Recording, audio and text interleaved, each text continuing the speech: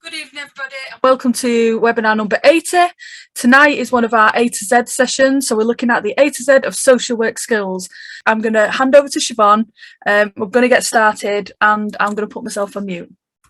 Okay, so tonight is our A to Z. We always end each season on an A to Z. So next season, we're going to take 2 weeks off over Easter, only 2 weeks, but it helps us to plan the next set of webinars. Because we volunteer to do this, it takes us quite a lot of work. So we're going to have 2 weeks where we plan next season, the next set of 10 webinars.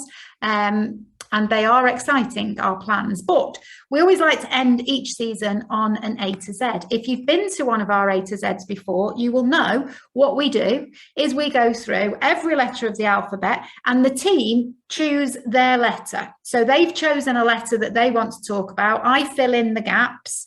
But we ask you in the chat to tell us what you think the letters might stand for. So we are literally going to go through the alphabet in terms of skills. So you'll get the idea if I show you it first. We're starting off with A is for, what might A be for in terms of social work skills? So what social work skills? Start with the letter A. Put your ideas into the chat. I can already see loads going in there, and it's Tony Lee that chose the letter A, so she's going to tell you what she chose. But just before she does, I'm just going to say to you, as we talk through the skills tonight, we do the A to Z because it's a bit of fun at the end of the season, but as we go through the skills tonight, take a look at the skills that people are referring to in the chat, take a look at the skills that we talk about, and think about how skilled are you in those areas.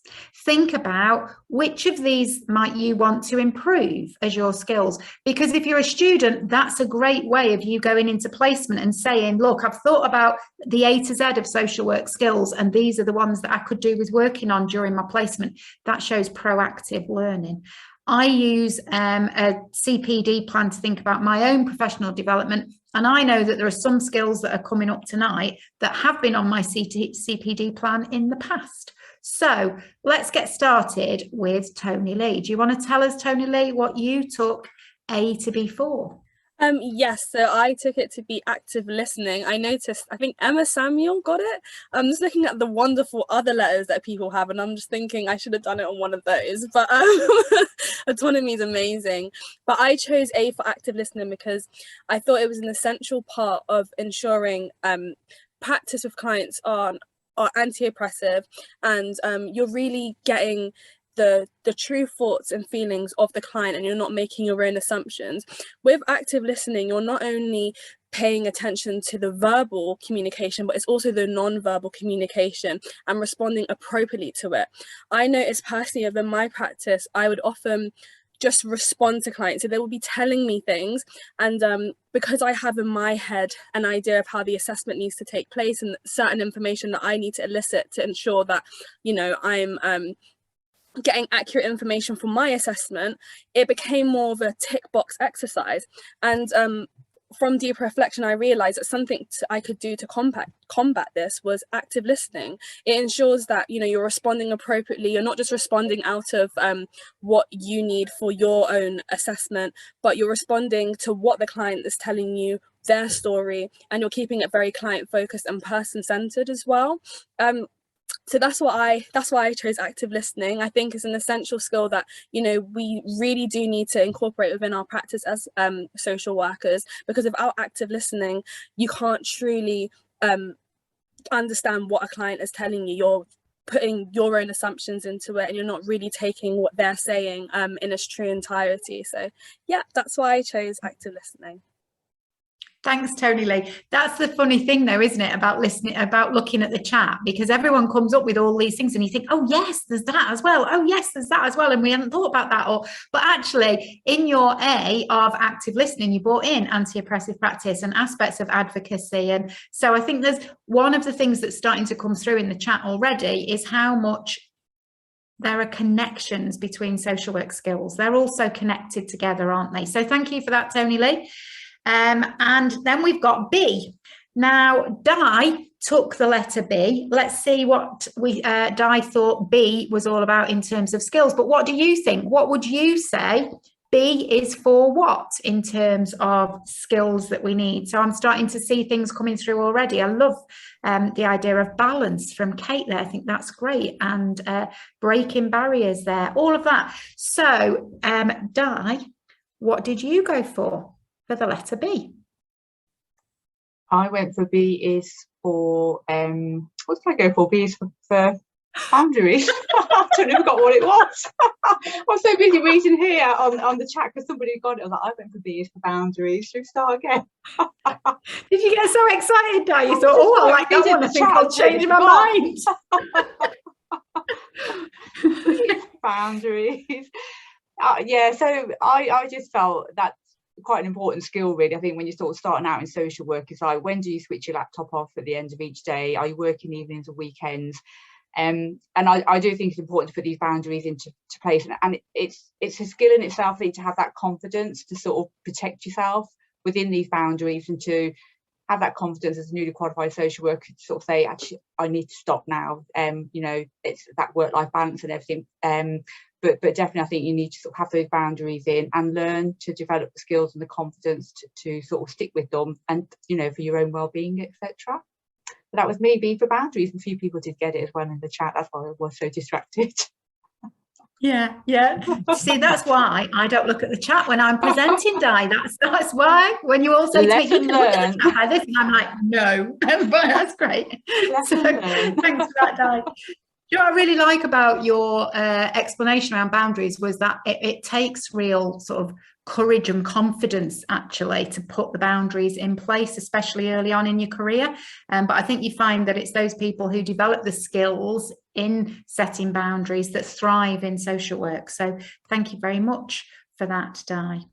Then we've got the letter C. Look, everybody's getting into it already. They had their words ready to throw into the chat. Look, we've got some brilliant here, some compassion, some critical thinking, some great words beginning with the letter C. It's Becky on the team that went for the letter C. So Becky, do you want to tell us what you went for the letter C? Yeah, I saw one person just come up with it, but it went quickly, so I didn't catch the name. But I went for creativity. Oh, my slides aren't moving. I know. There we go. I'm just waiting for it to come up. I'm like, did I? I think I did. Yeah, I did. I went for creativity because I'm in my first year of practice, and I work with children, so I work in child protection. And to be honest, I got a little bit disheartened at first because, you know, all this direct work, and I had this beautiful box that I'd made with all these goodies in it. And, you know, the first few months I was just finding it really difficult to actually, you know, find the time to work with the children because I was doing so much, you know, spending so much time with parents. So, but then when I got into my stride a bit more, you know, I've really been able to do lots of creative things with children, and I just love it. And I think it's just got such a calming effect. So I tried making a bit of an acrostic there and became creative with the word creative and thought about the different things that, you know, I've done so far with the children that I've been working with, and, you know, haven't quite got around to cooking yet, but have definitely spoken about it, and that's something that's planned over the Easter holidays. I love reading. I've got, you know, a really good selection of books, you know, for all different ages, you know, teenagers down to the tiny ones.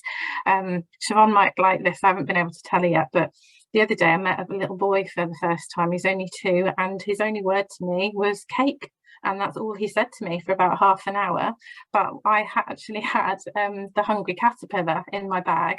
And so we spent a good while just looking for the cake in that book, and no when we saw the apple, and no when we saw the strawberry, but we finally found the cake. So there's just so many different ways of working. But I think, you know, you just have to build a little box for yourself if you can do that, and just be prepared to model it to each person that you're working with. And I certainly have, you know, I have plans to go outdoors with some of my children that are a bit older that want to. I plan art attacks with certain children that absolutely adore drawing, and I've kind of got books and little deposits in my boot of my car for each, you know, family that I'm working with, really.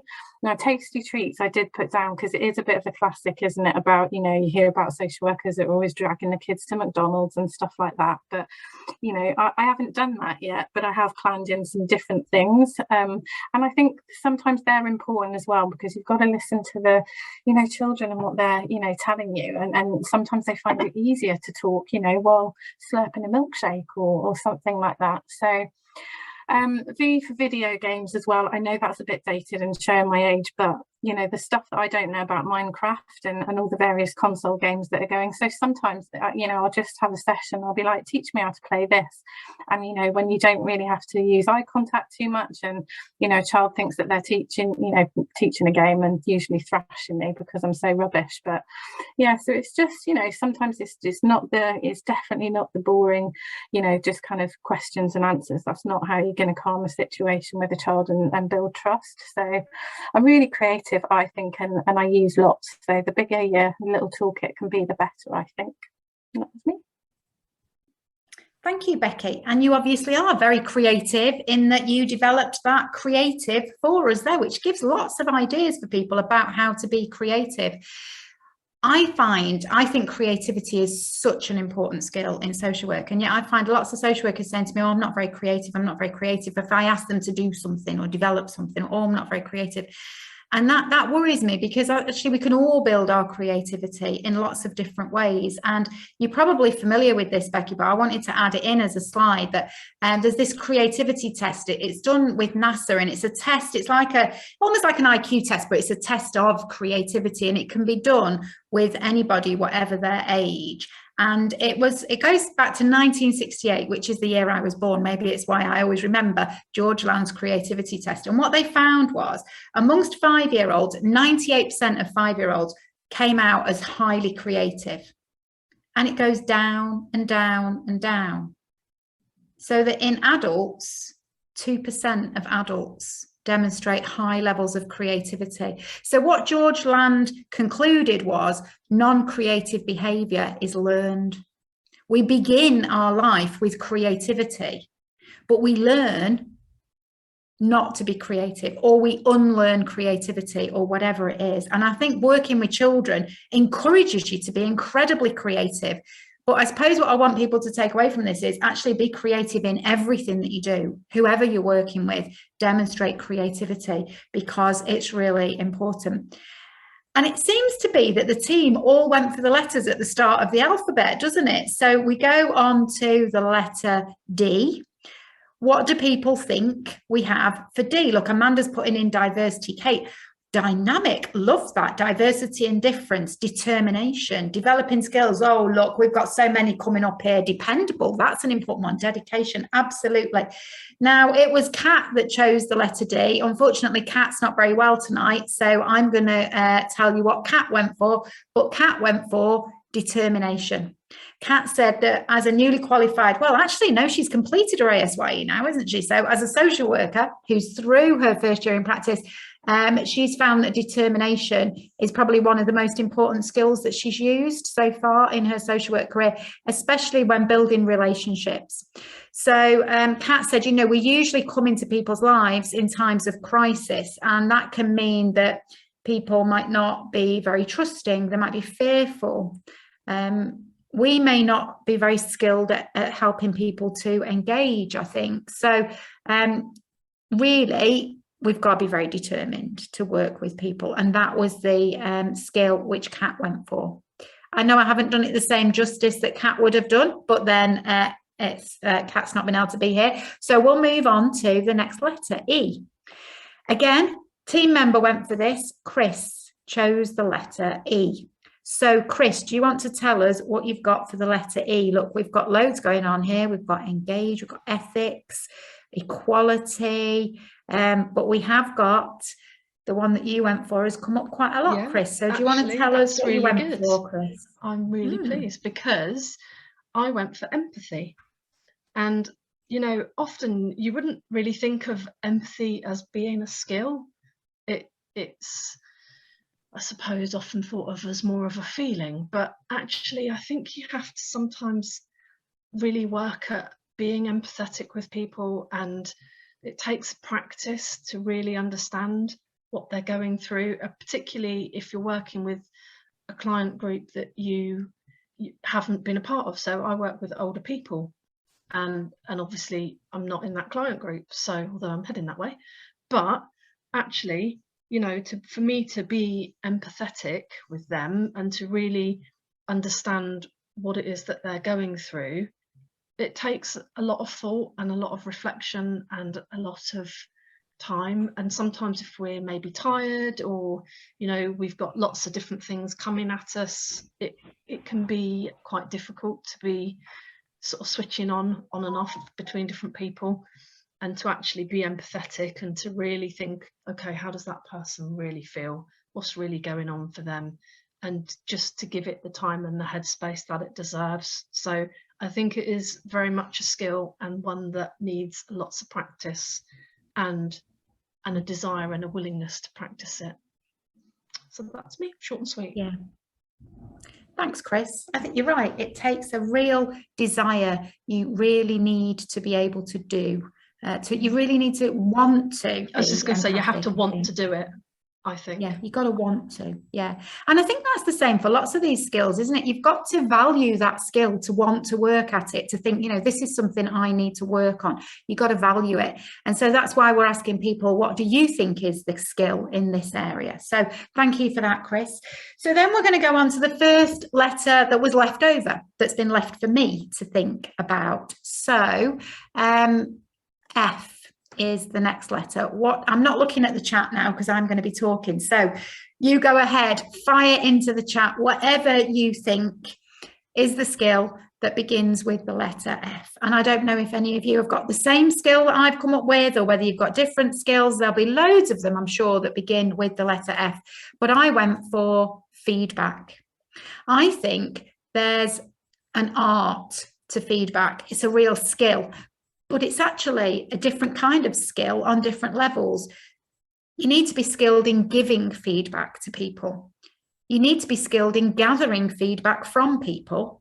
And you need to be skilled in receiving feedback when people give you feedback. So there's a whole range of different layers of skills that we need in relation to feedback.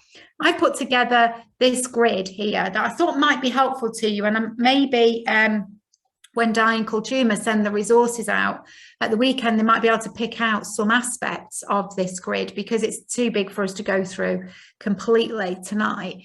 But what I wanted you to take a look at in terms of this grid was when people are giving you feedback. So if you're a student, perhaps, and your practice educator is giving you some feedback, or there's another team member that's giving you some feedback, or someone is giving you some feedback, how do you respond to that feedback? Sometimes the first thing people do is become very defensive. It wasn't me, or very defensive. There's a real problem there. It means that you're taking a very negative, very closed approach to the feedback. What you really need to do is be open, be responsive, accept the feedback, value the feedback, value the person that's giving you the feedback, be respectful, engage with it.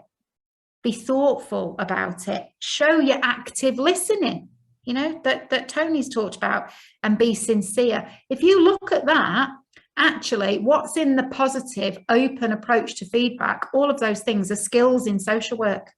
How do we engage? How do we demonstrate respect? How do we do active listening? How do we respond? How can we be open? All of those are skills in social work. So ask yourself, are you able to be positive and open in your approach to feedback? There's one level of skill. How do you accept feedback? How do you receive feedback without taking it personally, without thinking this is criticizing me as an individual? Because it's not about you as an individual. This is about how you can improve. And when you take it in that way, it's much more helpful.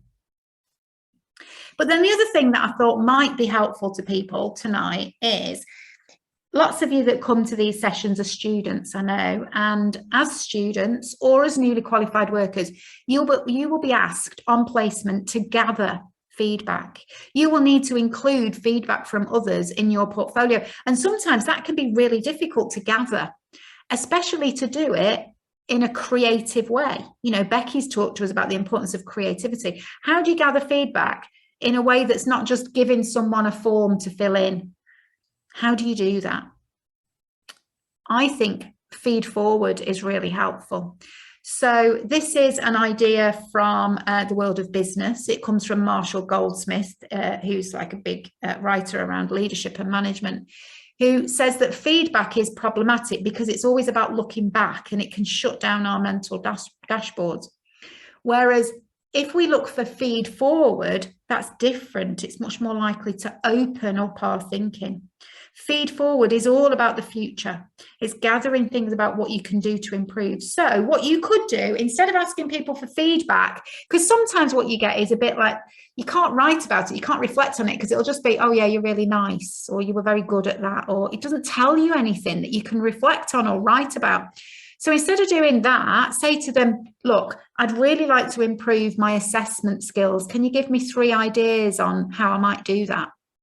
I'd really like to improve how I explain the service to people. Could you give me a couple of ideas about what might work with that? That's much more partnership in terms of seeking feedback. And what you're doing is you're being very clear that you want this. So that's the F, I think, is an important aspect of feedback or feed forward. Okay, we need to gallop on through the alphabet. So what have you got for the letter G? I know you've got to the point now where you're thinking ahead and you're already doing it. And as soon as I move on, you're like flipping them into the chat. I'm sure there's loads of words beginning with G. I went for gaining trust. Key part of developing a relationship as a social worker is, how do we gain trust with people? It can be incredibly challenging to do that. And I think sometimes representation of social workers in the media or stereotypes about the media really impact on our ability to gain trust.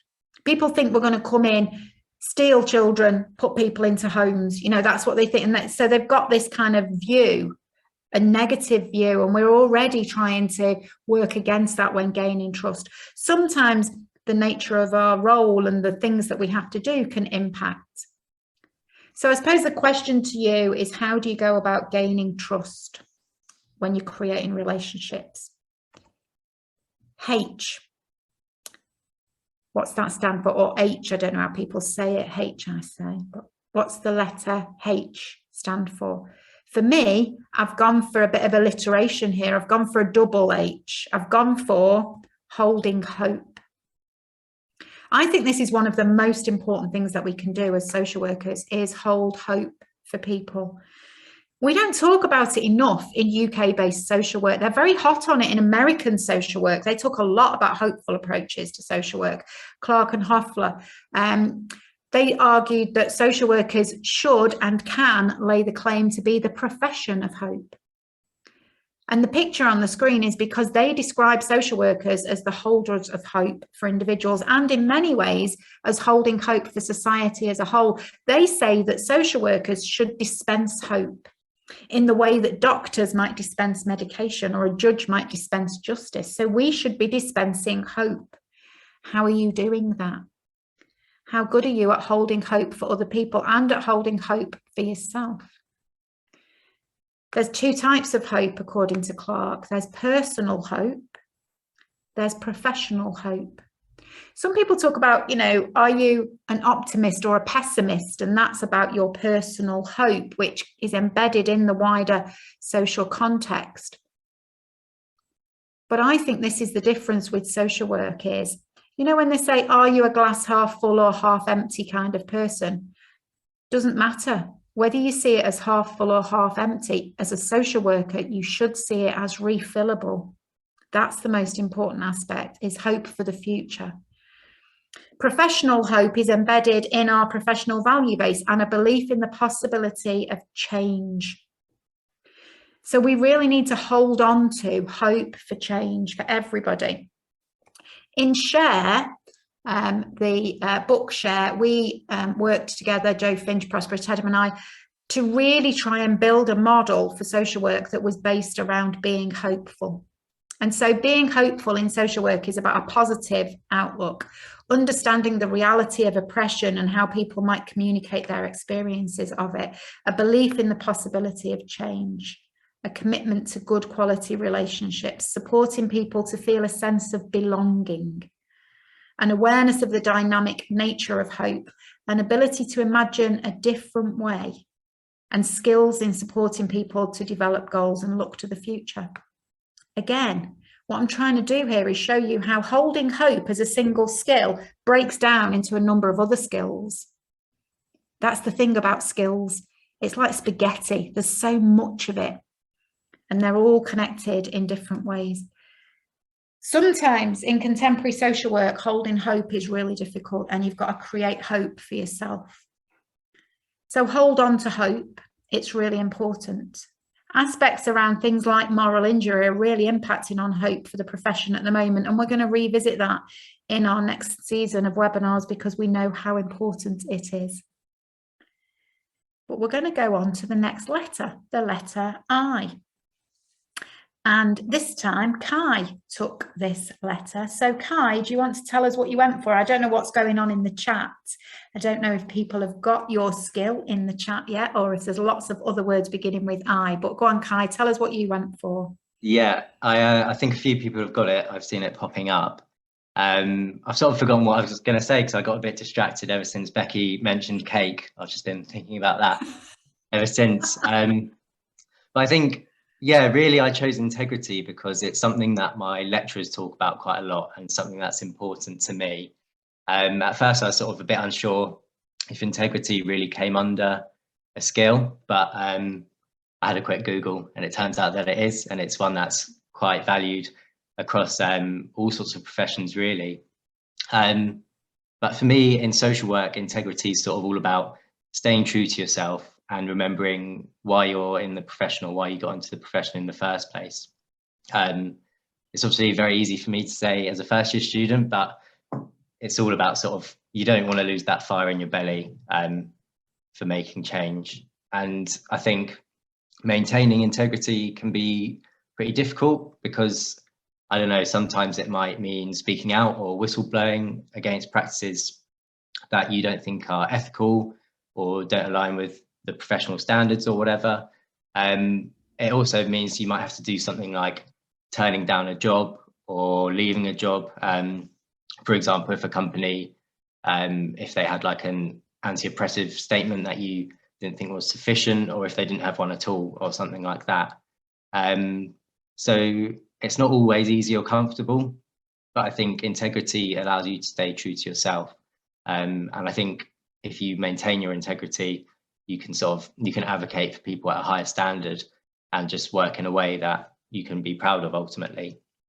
I also thought it was worth mentioning that talking about remaining true to yourself, but so I thought you've got to reflect and be aware of perhaps any unconscious biases or conscious biases you may have, because you don't want those to sort of creep into your practice. You might see it as being keeping integrity. So that made me think about integrity as a personal thing, but also as a professional thing. So you've got to keep the integrity of the profession as well as yourself. Yeah. So that's my bit on integrity.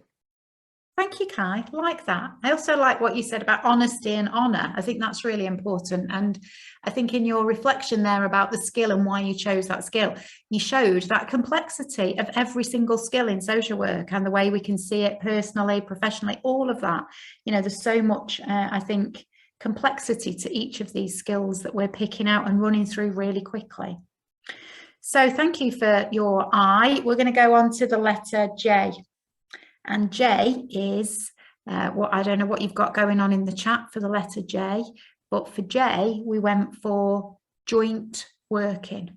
Big one, I think, in social work. And we know from serious case reviews very often, don't we, that joint working and it's failures in joint working that often lead to failures in social work and all of that. So I think it's really important for us to recognise the importance of joint working, but the skills that are involved in that skill of joint working, you know, again, it's this layering really. So we need professional courtesy. I think that's very important as a skill, is that courtesy, a politeness really towards other professional groups, clear communication, setting of boundaries, negotiating roles and tasks, good recording skills, conflict management skills, whistleblowing that Kai's just mentioned. All of that is tied up in joint working. I know you've probably got whole essays to write just on that one skill, you know, as students. So again, the real complexity of skills. For the K, what do you think we've gone for the K in terms of a skill set around the letter K? I had to go for something very particular for this one. And sometimes when we do an A to Z, I say to the team, pick whatever you want and I'll just fill in the gaps. Nobody wanted the letter K, but I've got to tell you, if they had have done, I'd have probably said, oh no, please let me keep the K, because for me, this is really important. And it's the thing that I'm working on the most at the moment. And K is for kindness. I think a lot of people wouldn't see kindness as a skill, but for me, I think it's a real skill, and it takes skill to do some of the things that we do, you know, like difficult conversations that we have with people, sometimes relaying bad news. We need to do that with kindness, and it's connected with social work skills on loads of different levels. I am really excited that I'm doing some work with Caroline Aldridge, who is has been a guest on our webinars about kindness. I'm so excited about the work that we're doing, and it's kind of really got me. Kai talked about keeping the fire in your belly. I've been a social worker for 32 years, and sometimes you have to keep that fire going, and sometimes you've got to keep lighting it. And Chris knows I'm terrible at lighting fires. She has to help me. When she came to visit, she had to teach me how to light fires. So she knows I'm terrible lighting fires, but I had to get the fire in my belly. And it's working with people like Caroline that gets that fire, keeps it lit, all around kindness. We've done a webinar on kindness, and of course you can go back and watch that. And this is a slide taken from there, which comes actually, the slide comes from work by Fox from the world of business management and leadership, talking about what professional kindness is. And we've run through this before, so I'm not going to read each one out because we've got a whole alphabet to get through. But this is what Fox says professional kindness is. If you look at it, these are social work skills: leading by example, open, transparent communication, encouragement, having faith, withholding judgment, being able to perceive a situation, being adaptable and flexible. These are all things that you've listed in the chat as skills, and that the team have raised as skills. So kindness is a skill. Social work is stressful. COVID has added to that. Kindness is key. And in the work I'm doing with Caroline, we've started to try and theorize a little bit about kindness. So I've started to do a little bit of work around, where is it written about? Where will we find kindness in the theory base? You know that I love social work theory, and lots of you I know have got this book, and a lot of people talk about this book as a book in terms of theory and practice. So I went and had a look in there. How many times does the word kind or kindness appear? I thought that'll be interesting. That'll help me to start to think about the theory of basing kindness. And it appears 9 times. And I thought, oh, that's good. That's great. It does appear. But when I went through to look at where it appears, it never appears in the context of kindness.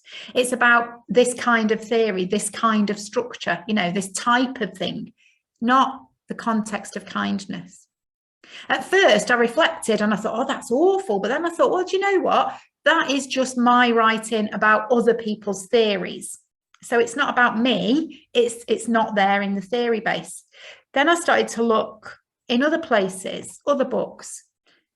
SHARE is a model that I was involved in developing with Joe Finch and Prosper Tedham.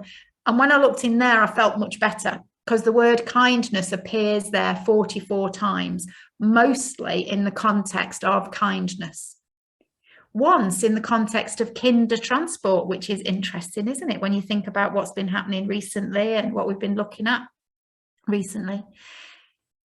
It's an interesting reflection, I think, that we developed SHARE as a model for practice educators before I was even working on the concept of kindness in social work, and yet kindness is there in the practice learning tools that we've put in.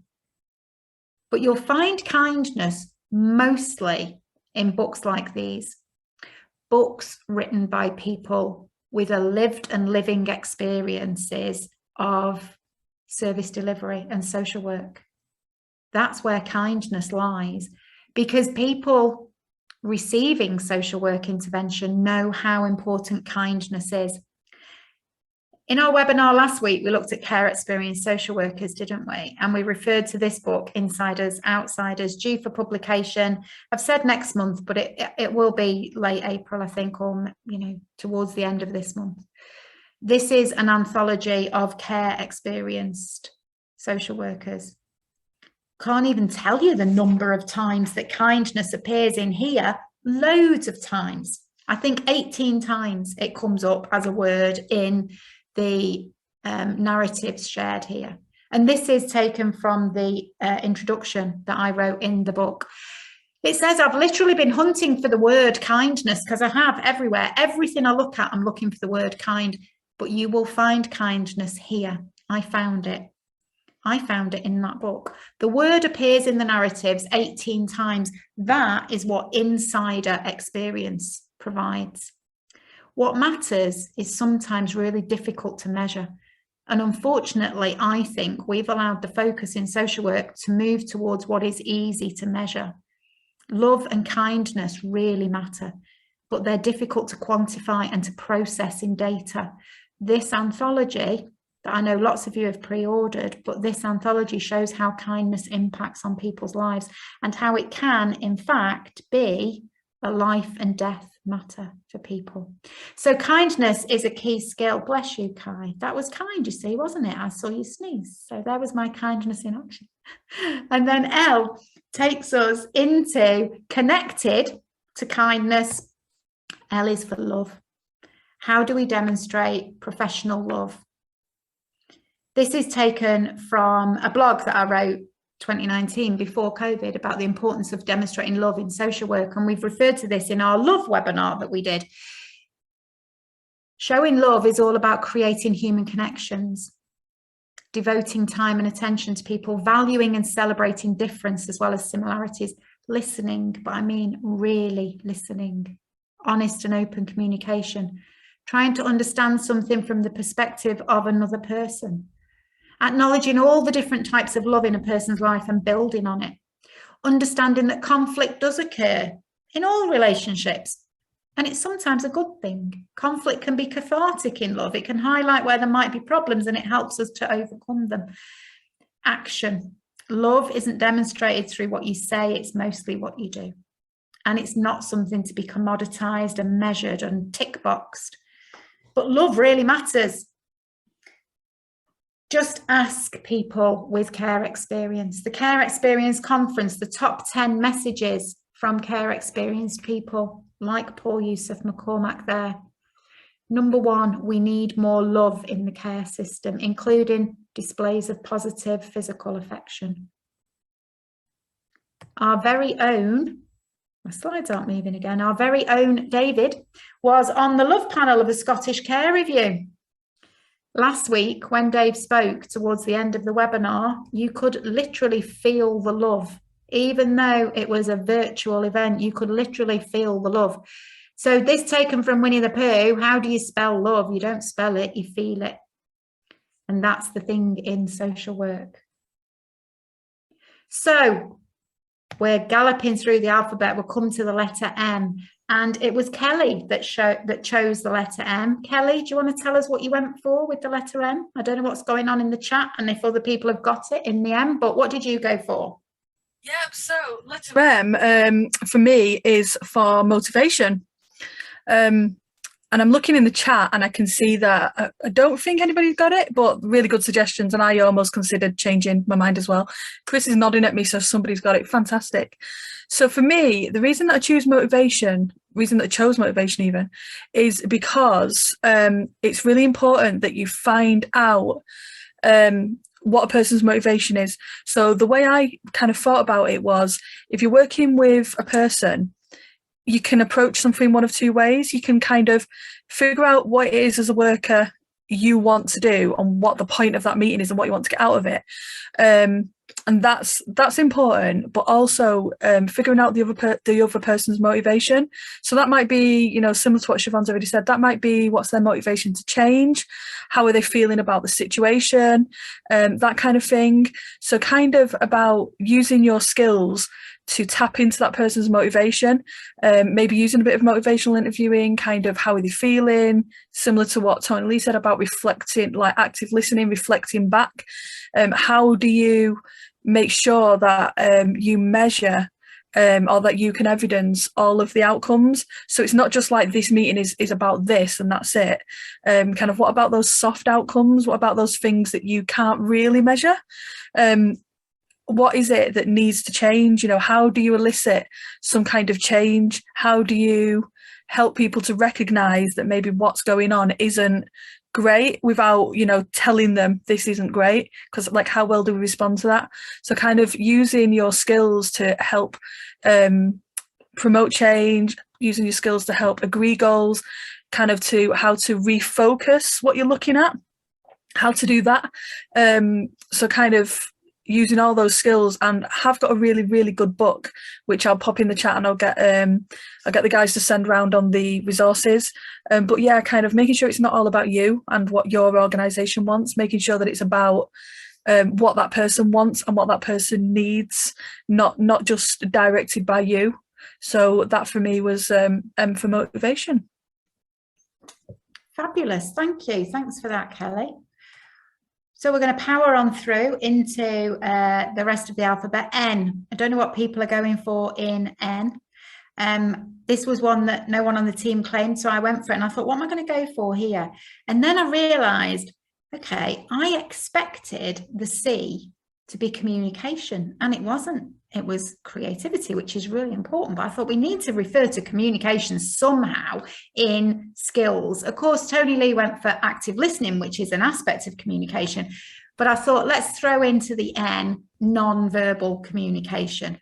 And I'm not going to sing for you. I did sing it earlier for the team, the Bananarama song. You know, it's not what you do, it's the way that you do it. That's what gets results.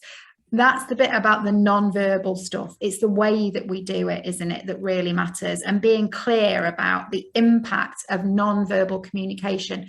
And the skills lie in being able to read other people's non-verbal communication, and also thinking about our own non-verbal communication on how that might be viewed by people. But understanding cultural contexts of non-verbal communication is also vitally important. So there's a whole range of things around non-verbal communication, again, that's beginning to layer up the skills. But then we're going to go right the way through, powering on through the alphabet, and we're going to go on to the letter O. Again, it was one that the team didn't claim, so I thought, okay, what shall I do with the letter O? I am sure there are loads of skills that you've got in the chat, but I went for observation. And I'll tell you why I went for observation skills. It's because for me, I've always thought these are so key in social work. And yet sometimes, here's some layers. When I've been observing students, I've noticed that their observation skills have been quite poor. I remember something many years ago now where I went out to do an observation with a student, and we went into a person's house, and in this person's house, in the corner of, and this student had been seeing this person for quite a long time. So she'd visited the house many times before, and I hadn't. But in the corner of this room was what I can only kind of describe as a bit of a shrine, really, to somebody. There was clearly, there'd been somebody die, and there was lots of things around this area, and it was clearly a shrine. And I said to the student afterwards, so what's the deal about the, you know, the death that has occurred within the family in the shrine? And she said, don't know what you mean. What do you mean? What do you mean? And she'd never seen it. And it was there in the front room, and she'd sat in that front room many times and she'd never seen it. And I remember that so clearly, because I thought, how can you be going into somebody's home and not observe environments and not talk to somebody about what's there? So we need to use what we see. It's really important. Think about your observational skills. Notice what's going on around you. It's really important. But remember that we don't necessarily see things as they are. We see things as we are. So that's why self-awareness becomes really important in terms of observation. You know, if me, Kelly, Chris and Di all went somewhere, I'm just saying that because they're the cameras I can see at the moment. If we all went somewhere, we might see something completely different in it because we're different people. So it's understanding how you see different things. We're going to go on to P. And I'm just going to make sure, moving around the cameras, that there she is. Jenna is there, and it's Jenna that went for the letter P. So what's everybody gone for in the chat, Jenna? Have they got what you went for the letter P? Yes, we have some professional curiosities already, which is fantastic. I'm a huge fan of professional curiosity. Maybe it's because I'm quite nosy, I don't know. But I just wanted to open with something that one of the lecturers was saying in university to us yesterday, and he brought our attention to, do you remember them optical illusions, like them dots that you would stare at for a long time, and then all of a sudden you'd be like, oh yeah, I can see it, or the ones that you'd hold real close to your face, what they call stereograms, and then after so long the image becomes clear with that focus. I just love that analogy for professional curiosity, because I think that as social workers, we're so wrapped up with the rush, our agenda, our time restrictions, that we often fail to see what is sometimes right in front of us. We can often go in with a sense of confirmation bias when we're visiting people. That existing view that we hold prior to the conversation can often blur things that are right in front of us, and the second we get that confirmation of what we're looking for, that's it, we're done, we're happy with that. And I think we need to look deeper than that. We need to look past the preconceived views. Do you know, some people can present a disguised compliance. They can tell you what you want to hear, they can put on a bit of a front, but really sit and listen. Do you know, if somebody trying to tell you something, I think sometimes we can miss out on that, and that's important. I think, do you know, with regards to enhanced CPD, understanding, do you know, such things such as contextual safeguarding, not everything that you're going to witness is going to be in the home. So really try and listen and look past things and see if you can pick something out. Trust your gut instinct, seek peer supervision if necessary. But also be mindful when we're doing this of professional difference. I think if you're following a family or an individual and you've got to know this individual or family, you know, you've got that awareness of when safeguarding or risks are on the increase, whereas somebody else might view that as completely different. So, you know, make sure that you're advising and you're giving the full picture to gain that best feedback that you can get. And look beyond risk assessment. Use professional judgment, use triangulating of information, gain as much as you can from professionals. And lastly, just take how you feel into consideration prior to a visit. I think sometimes we're so worn out, we're tired, we've had so much on, we might be having a bad day, and that can often cause a lot of clouding, a lot of misjudgment. You know, really try to be the best version of yourself whenever you go to any visit. Speak to it as hard as that can be, and just try and see past that. Thank you, Jenna. That was really, I like the way you talked about that. It can bring clouds in. I think you were saying it can bring clouds in, but I was like, oh, it could bring clouds in. It can make it foggy and then you can't see. I was going with all of that. I think because the weather model was on my mind for a minute, but yeah, that was really helpful. So thank you for that. P for professional curiosity. Q. You see, we're getting to some of the letters now that are always a bit tricky in our A to Zs, and try and do something different, because I think I nearly always come up with the same thing for the letter Q. It's always about questions, or tonight it's questioning. You know, I think it's key, really. And it links into what you were saying, Jenna, about professional curiosity. You've got to ask open, thoughtful questions, haven't you? Being able to ask questions in a way that people don't feel like they've been interrogated, that's the real skill. How do you ask questions in ways that go beyond simple information finding? And I think there's a particular skill in asking GEMS questions. You know, it's a particular questioning method. Sometimes students tell me this is something they've not really covered at uni, so I'm going to quickly go through it with you. Think about the kinds of questions that you might ask to people. So GEMS questions are solution focused. It stands for goal setting, exception finding, miracle, and scaling questions. Find your gem of a question. So the GEMS, goal setting questions, are questions which help people to identify and clarify the goals that they've got. In a way, goes back to, I suppose, what Kelly was saying about helps us to find out people's motivation, really. So an example of a goal setting question might be something like, what are you hoping for? What would you like to achieve? Where do you want things to get to? Anything like that is finding out about people's goals. The E is exception finding questions. This is one that has appeared on my CPD plan so many times because I'm really not very good at exception finding questions, and I know that. But these are questions which can help the person to see that they've got the resources to solve the difficulties for themselves. So you might ask somebody, if they're talking about something they're finding really hard to manage, you might say, well, when you have been able to manage an issue like this, what was different then? Then we've got miracle questions that help people to envisage answers. If you had a magic wand, what would you do? If you could travel 2 years into the future, what would you want things to look like? Anything that's a miracle, envisaging answers. And then finally, the S is for scaling questions, and they're questions which help people to prompt thinking about significance and how to bring about change. So you might say to somebody, you know, I might say to a student, for example, on a scale of 1 to 5, how confident are you about that? 1 is not at all confident, 5 is really confident. You couldn't be any more confident. If they were to say to me, I'm a 2, you need to follow that up with a tail. What would it take to move you to a 3 or a 4? What would it take to move things on, to change things? That's how you use a scale with a tail. So there's a bit of, I suppose, bit of input into questioning.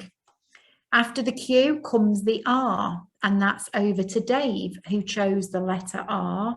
And I said again earlier, he uses, when we were chatting before we opened up, his vocabulary is always lovely. So even on the next slide, even though this is something we've looked at loads of time, Dave brings us new vocabulary into the situation. So Dave, do you want to tell us about your choice of skill for the letter R?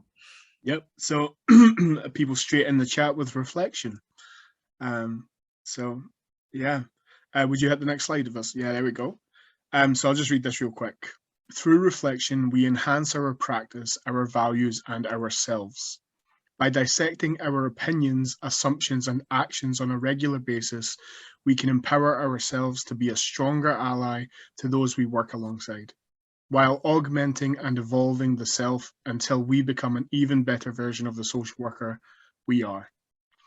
So, as Siobhan says, we constantly talk about reflection in this team.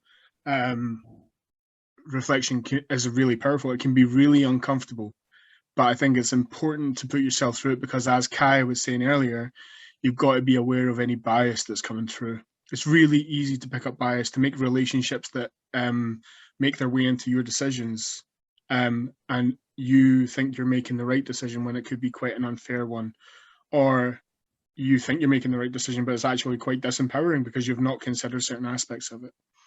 So I think it's important, even before we're in practice, to reflect on what we're learning, to reflect on how we're feeling, to reflect just on what we're thinking, because you can become quite cloudy then in one opinion, and someone else, like some other line of thought, might allow you to change that opinion, and there's nothing wrong with that. So reflection is powerful because it will allow you to either potentially change the way you look at something or concrete the idea because it's such a good idea that you've thought on it and you think it's still brilliant. So that was my thought behind reflection. And thank you, Dave. Yeah, hope it makes sense. Yeah. Thank you. Thanks for that, Dave.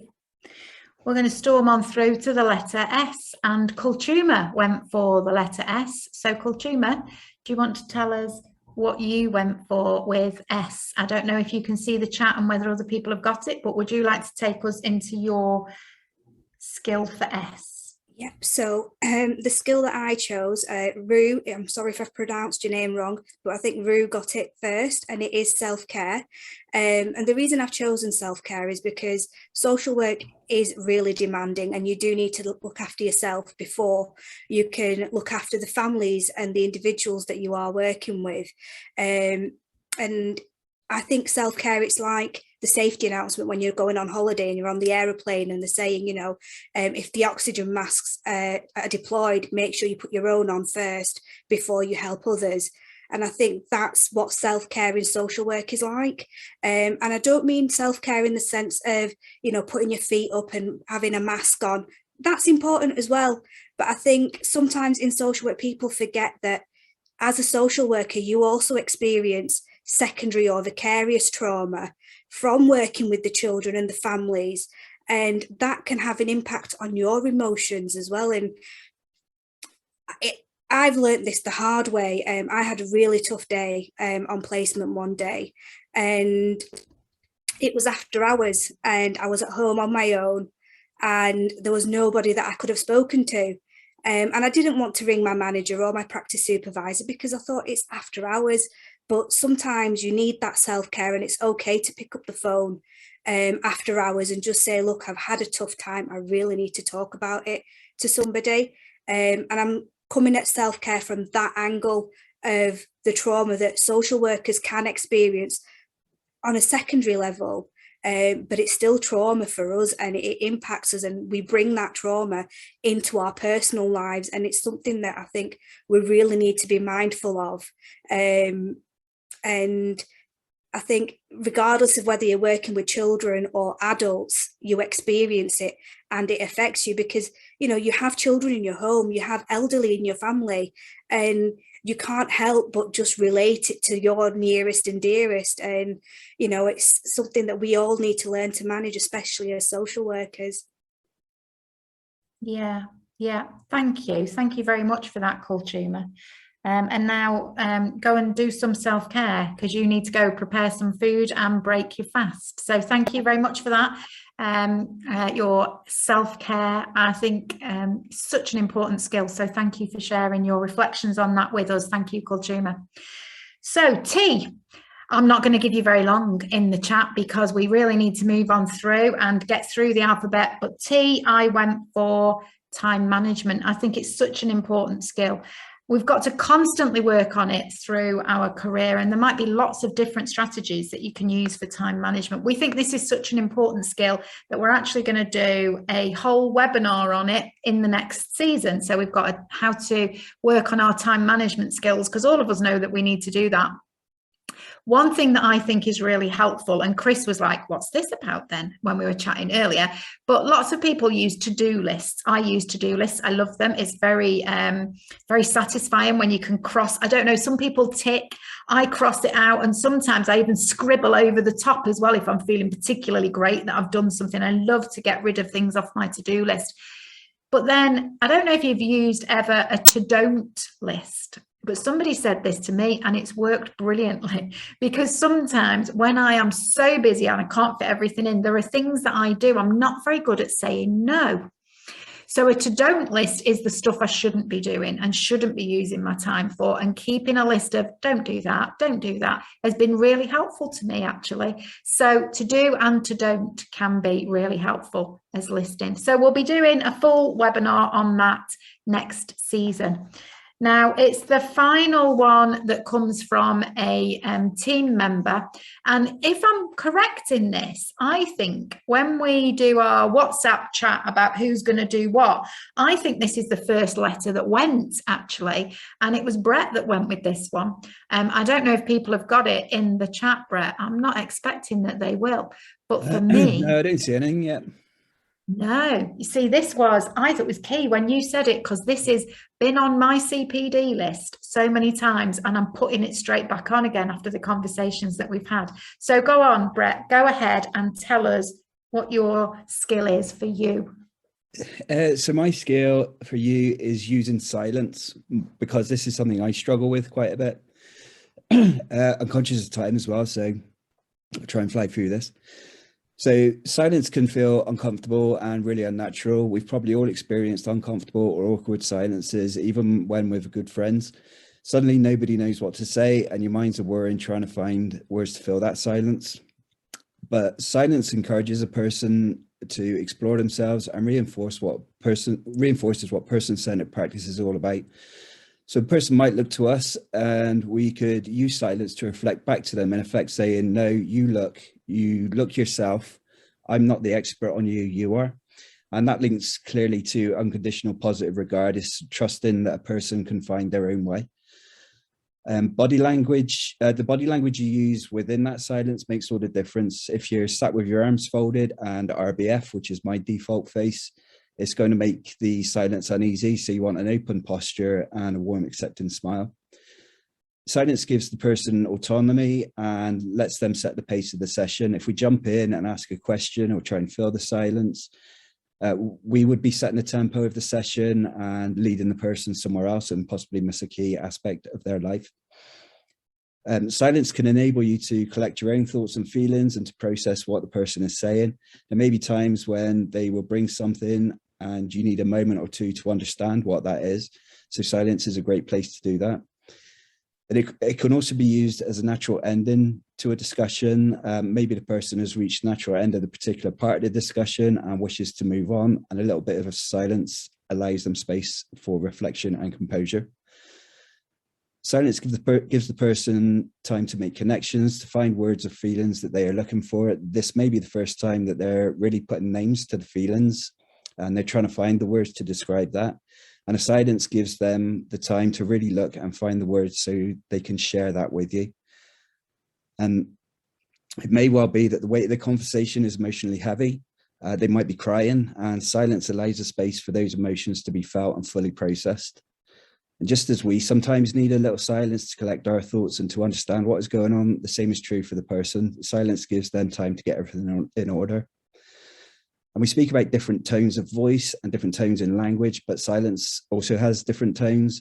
Silence is not just about being there and being quiet. Silence is about being 100% present with the person within that silence, listening to the silence, just as we listen to the person's verbal communication. Much of our communication as human beings is non-verbal. It's about body language. So when the silence arrives within the relationship, communication hasn't stopped. However, silence must be used appropriately. It can sometimes feel uncomfortable and embarrassing. Like I cite Carl Rogers in nearly every one of my assignments, but he says in an initial interview, long pauses or silences are likely to be embarrassing rather than helpful. In subsequent contacts, however, if fundamental rapport is good, silence on the part of the counsellor may be a useful device. So even Carl says it's okay for silence to feel uncomfortable at times because it's an effective tool only when it's used appropriately. To achieve this, you need relational depth. In other words, to have built really good rapport with the person. So we need to allow silence as social workers, and we can only do this if we practice doing it. So bring silence to your next role play or assessment or intervention, practice it and get comfortable with it. Thank you, Brett. I think that's so interesting. And note the team were kind of, oh, when Siobhan says, what's your word? You've got to just be quiet and be silent and see what people think when they were like play. And then we were saying, but people will think that they've gone on mute. You know, they'll be like, you're just on mute or something. And you didn't want to do it, did you? Yeah, it's awkward, isn't it? And that's the thing about silence. It's awkward. I know I am really bad at silence. And I liked what you said at the end there. You said, bring it into your role play, bring it into your, for me, my supervisor, I pay for supervision, and my supervisor she's just brilliant. And she said to me, because she knows I'm still working on using silence, she sits sometimes in silence and it makes me really uncomfortable. And she kind of says, like, how uncomfortable are you? And we can judge how uncomfortable I am with silence and all of that. But what I realized in talking to her was, I've never been in silence. I always have the telly on or the radio on, or there's always somebody talking. I'm never in silence.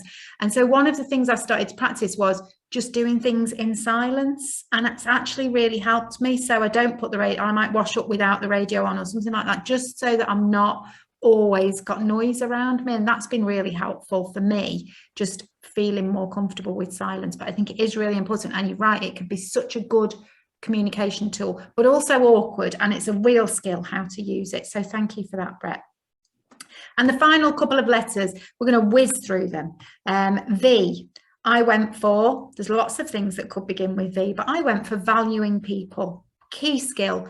How do we value people? Because we've looked in lots of our webinars at how people are devalued and oppressed within society, and that can have devastating impact, like the death making webinar that we did really showed that. So how do you value people? How do you demonstrate that you're valuing diversity and difference and really valuing people? W, could have been anything. I did really think about whistleblowing because that's a key skill, but in the end I thought I want to go for another double one. Like we went for a double H, double W. We went for working with. It comes out of restorative practice in the social discipline window, doesn't it? And so this is actually just a section taken from a book that I wrote about working with children and families, but this is about working with. So if you take a look on here, restorative practice is this social discipline window looks at challenge, levels of challenge and levels of support. When we give people low levels of support and low challenge, we're neglectful, we're doing nothing. We give people high levels of support but low levels of challenge, we're doing things for people. It's permissive or paternalistic. We give too much challenge with no support, we're punitive or authoritarian, doing things to people. But doing things with people is bringing the balance of challenging people and supporting people and bringing things into working with them in a restorative, authoritative way. So hopefully that's helped you to bring some of the theory into working with people. X is for, and honestly, it's not a cop-out, X-ray. It's not a cop-out, honestly, because I was thinking about, and Jenna described it earlier as seeing beneath, I think you described it as, really, or I can't remember the exact words you used, Jenna, but in professional curiosity, it was about don't just see what's there, see what's underneath it all. So X-ray vision, we need to have that ability to see things differently and to be able to dig a bit deeper and be a bit nosy and see inside. And so X-ray vision. Why? We went for your choice. A to Z sessions are always limited. You know, there are more than 26 skills. There might have been 10 skills for the letter A and 12 skills for the letter B. So they're always limited to some extent. So we might have missed out some key skills that you think the single most important skill. So it's your choice. Tell us in the chat now, one skill that you think is the most important skill in social work. And maybe that one skill is the one skill you want to be working on. And maybe we'll take a look at the skills that you say in the chat and we'll think about, if we haven't done a webinar on that, maybe we'll do a webinar on it. Like time management, I thought that was a really important skill. And then I realized we've never done a webinar on time management. So let's do a webinar on time management. So what's the one skill? Your choice, put it in the chat. And then we might do a webinar on it in our subsequent seasons. And, you know, the final letter, the A to Z, Z. What we're going to go for in Z? Well, we went for Zoom because we're in Zoom now. We're in a Zoom room. We do our webinars on Zoom. It's all about digital skills. How good are you at digital online skills? I say to people in all the training that I'm delivering and things at the moment, I talk about it's this team, particularly original members, who got me into the digital world. I mean, I just put something out on Twitter. I basically had very basic Twitter skills and said, anybody can help me do some webinars. And this team came together and they have taught me so much about online skills. But they're vital now in social work. We need to have online skills, not just in terms of can you use, I'm not even going to name things because I don't know, but, you know, spreadsheets and whatever it is, all those things that you do, screenshots. The team will laugh when we talk about taking screenshots because I'm terrible at certain things online. But anyway, it's not just about that particular technical skill. It's how do you demonstrate active listening online? Think about all of the skills that we've talked about so far. This is an A to Z. The Z comes at the end. How do you demonstrate all of those skills online? Go right back to your A. Active listening is different online than it is in person. Kindness, how do you do kindness online? All of that stuff. So think about everything we've talked about tonight and put that into your Z online. And there's the poster. We love to get a poster together about the skills that we've put together. There we go. A, active listening. B, boundaries, do not cross them. C for creativity. D for determined. E for empathy. F for feedback. G for gaining trust. H for holding hope. I for integrity. J for joint working. K for kindness. L for love. M for motivation. N for non-verbal communication. O for observation. P for professional curiosity. Q was for questioning. R for reflection. S for self-care. T for time management. U for using silence. V for valuing people. W for working with people. X for X-ray. Y was your choice. And Z for Zoom. And I hope that that's been a bit of fun around social work skills, but got you thinking about your own skill set and what you might want to work on. I know using silence is going straight back on my CPD plan, because as I've been listening, I've been thinking I'm still no good at this. I still need to do it. I still need to get better.